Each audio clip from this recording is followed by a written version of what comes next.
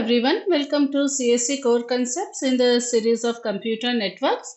This is in this video I am going to discuss about a very popular error detection and correction technique known as Hamming code. So let us get introduced to Hamming code first of all. So it was developed by Richard Hamming in the 1950s.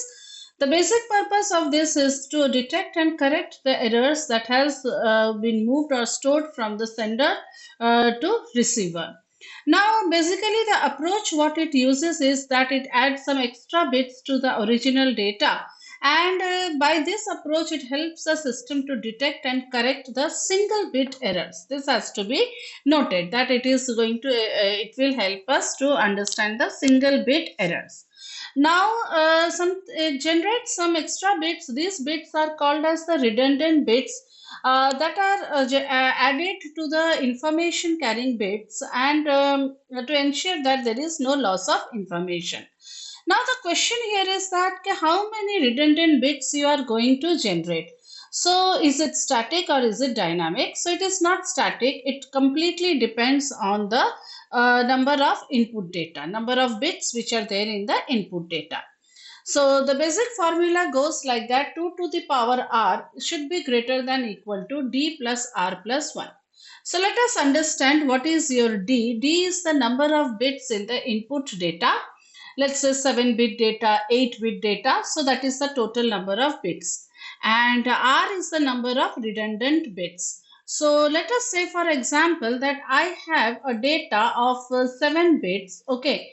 So here you can see that I have a data of 7 bits. Then how many redundant bits can I add is that, let's say, let's get started with 1. So if I am saying 2 to the power 1 is equals to 2. So that should be greater than equal to d plus r. So what is d? Is the total number of bits, that is 7, plus r is, I am saying, let's say redundant bit is 1 plus 1. So 7 plus 1 plus 1 is 8. So is 2 greater than 8? No. So in that case you proceed further. Let's say r is equals to 2. So if you are taking r is equals to 2, then this will become 4, and this will become 7 plus 4 plus 1. So 7 plus 4 plus 1 is 12, and 2 to the power 4 is what? 2 to the power 2, I'm saying, let's say 2. Okay, I'm sorry, I will say 2. So 2 to the power 2 is 4. So 7 plus 2 plus 1 is 10. So 4 is greater than equal to 10? No. Then increase r. R is equals to 3. So 2 cube is 8. But 7 plus 3 plus 1, that is 11. 8 is greater than 11? No.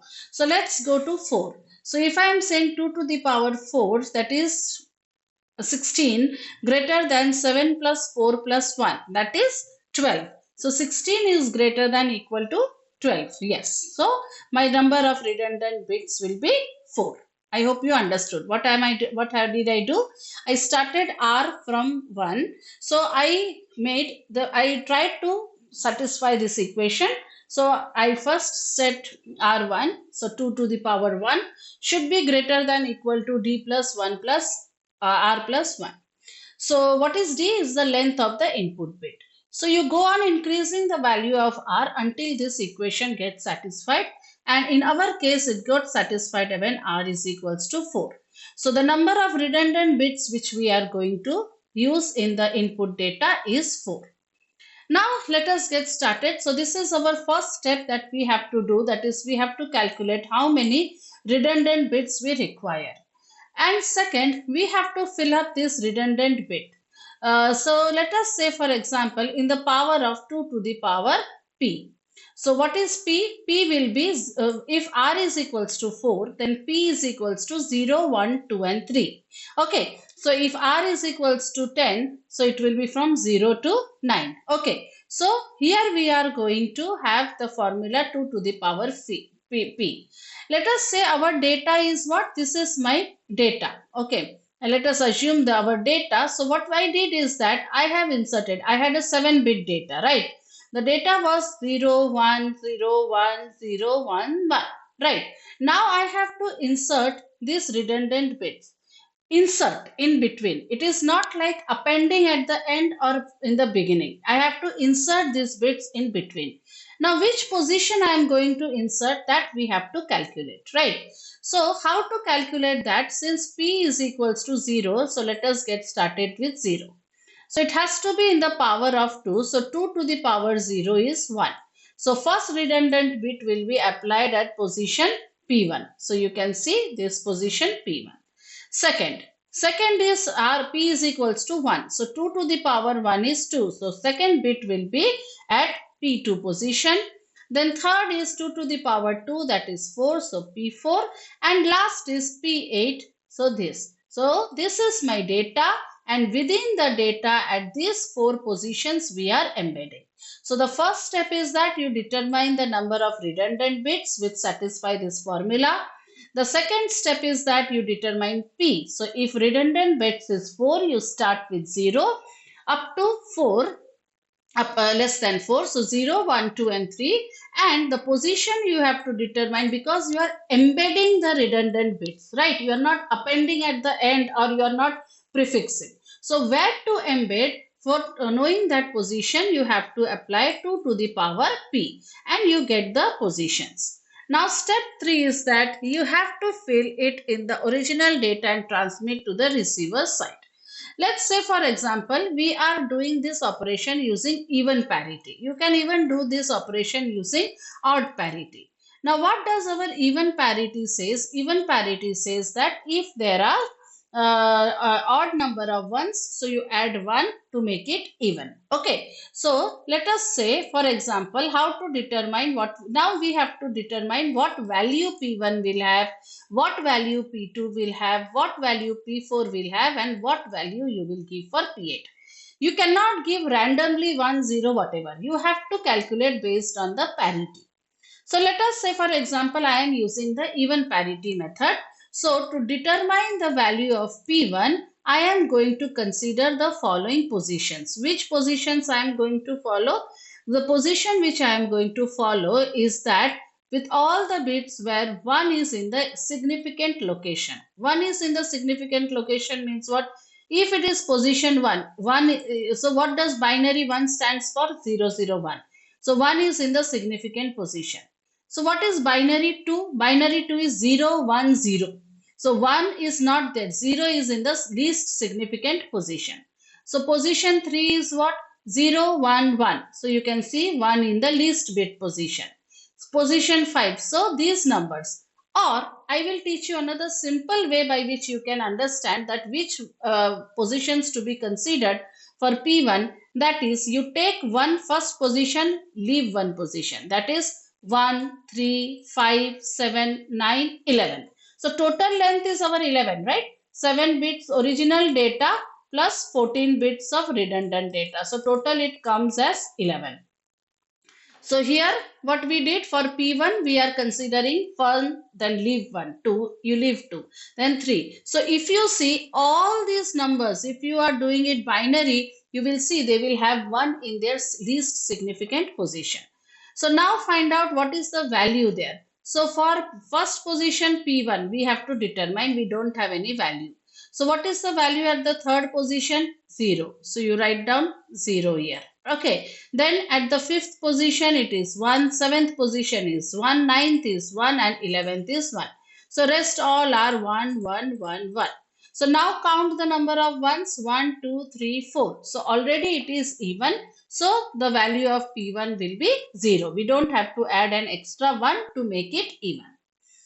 Now for P2 you are going to consider two values. Either you will find out those values which have 1 in the second significant position, or the better approach is that you take two positions and leave 2 positions. Start with 2, 2 and 3, then remove 4, 5. Then 6, 7, remove 8, 9 and 10, 11. Now at 2 position it is P2, at third position it's 0, 6 is 0, 7 is 0, 10 is, 7 is 1, 10 is 0 and 11 is 1. So now you have the value, that is, how many ones are there? 1 and 2. So you have 2 ones, that is 0. Okay, already even. Similarly, you do it for 4. So 4 you will start from the 4th position, go 4 positions, leave 4 positions. Okay. So 4, 5, 6, 7. Then if I am leaving 8, 9, 10, 11, my data ends. So I don't have anything. So I will consider only these 4. So P4 we have to determine 1 and 0. 1 and 1. So how many even number of ones? So P4 is also 0. And then comes your P8. So for P8 you start with 8th position and go 8 positions, leave 8 positions. But because our data ends at 11th position, we cannot go beyond it. So it will be 8, 9, 10 and 11, right? So you consider a 8th position, 9th position. So what is there in the 8th position? Let's check it out. 8th position we have to determine. Okay, sorry. So this is going to be 8. Okay, so 1 and 0, 1. So it is again even. So what is the value? So the original data which you are going to transmit is this whole. So what did I do is I have replaced it. So my data was, original data was what? 1 0 1 1 0 1 0. This is my original data. Okay. So in this data I have embedded my redundant bits at these locations. So if I replace these values what I computed, so this is the data which will be transmitted on the receiver's side. I hope you understood. So now next is that step 4, you have to check the received data using the parity bit again to detect if there is any error or not. Let us do one thing, let us keep some error nears. That is the 7th bit, originally it is 1, but let us assume that there has been some problem and it got converted into some other values, right? So let us say for example 1 0 1 0, let us say this has become our 0. Okay, so this has become our 0.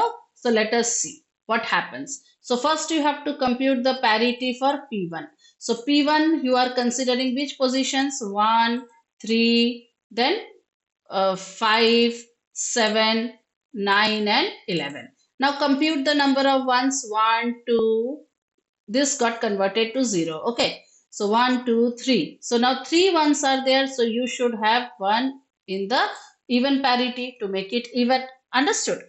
Then for P2 you are going to consider second, third, then fourth, fifth you will leave, sixth and seventh, then eighth and ninth you will leave, 10th and 11th, right? So P2 again you are getting, you can follow this 1, this is 0, this is 0, this is 0, 0. So only 1, 1. So you have to make it even. So to make it even, you are making it 1. Now go for P4. P4 you are going to consider only this 4, right? So in this 4 you have only 1, 1. So you will make it 1.